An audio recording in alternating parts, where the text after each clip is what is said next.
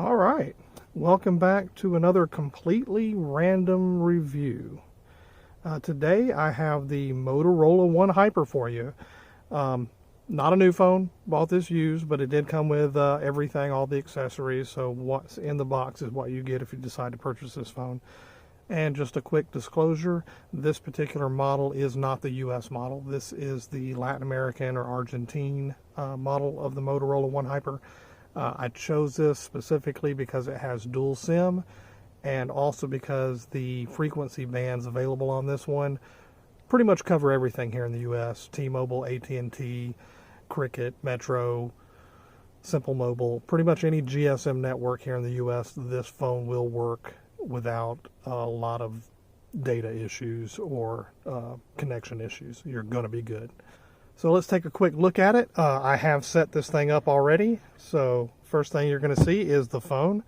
It does normally come with a little protective plastic on the front of it, which I've already taken off. A couple of specs about this phone. It is a 64 megapixel camera on the back. It does have a 118 degree ultra wide camera. It has a pop-up camera for the selfie camera, 32 megapixels, which is nice. And there's another reason that's nice. I'll talk about that in just a minute.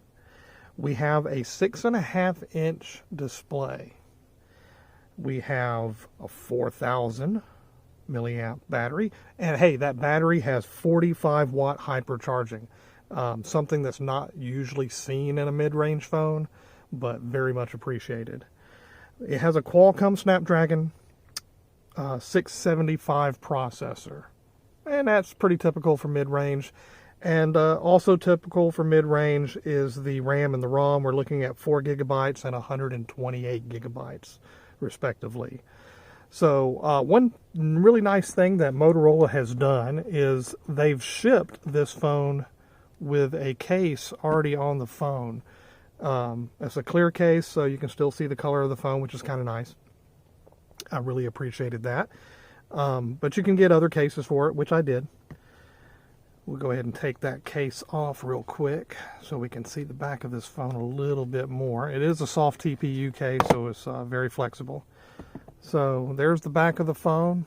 As a mid-range, it is going to be plastic. It's not going to be glass. But even at plastic, they've done a fairly good job of keeping it nice and straight and attractive. It is a fingerprint magnet. Got to say that. The glossy finish is going to do that. But I do like this Motorola One logo here. Kind of gives it a little class there. This is only a 2-camera rear camera setup. Like I said, it does have the ultra wide. It does a fairly good job for a 2-camera setup. I was pretty impressed with that. The camera setup does bump out a good deal. You can kind of see that. I think the reason for that is that pop-up selfie needs some room. So by doing that, they gave it the space it needed. It is a rear fingerprint. It does not have in-display fingerprint. And frankly, that's not a downside to me. I like the rear fingerprint. It's just to me just more convenient. It's more responsive. And I also like the fact that I don't have to pick my phone up and flip it over in order to use that fingerprint reader when I need to. So flipping it back over to the front again, we'll go ahead and hit that button there. As you can see, it is that dual SIM setup that I was talking about a minute ago. And yes, I have a T-Mobile and a T-Mobile in there. I know that seems a little bit weird, but I have one for work, one for personal use. But you can easily set this up with an AT&T card in one and a World SIM in the other, like if you're traveling and you're overseas. So that's a nice little feature. The buttons are both on one side. You have your power button. It's got a little texture to it to help differentiate it from the other. And of course the other is your volume rocker up and down. So, and there's that fingerprint reader. Like I said, very responsive, very fast. So let's do that again. Say, just like that. So there you go. All right. Now, as you can see, that is a full screen. We're talking about end-to-end real estate. No notch, no hole punch, no teardrop. It's just all screen. The downside of not having the camera set up in the screen with this particular phone is they did not enable a face unlock. I'm not really sure why they didn't do that. I know there are other phones with pop-up cameras that do face unlock. The camera will come up. I think it may have had something to do with just reducing the amount of wear and tear on that pop-up. Not really sure why they did it. But it does have that fingerprint reader on the back. It does have your swipe, pin, pattern features for unlocking it. And all of those work very well. Let's take a look at that pop-up camera real quick. I'm going to move this over to the side here and we'll take a look at that real quick. Because it is a Motorola phone, you're going to get those Motorola actions or Moto actions, which I find very convenient, particularly when you're wanting to use the camera, you know, just a twist and there's your camera just like that. Now I've got it set to open up the rear camera first.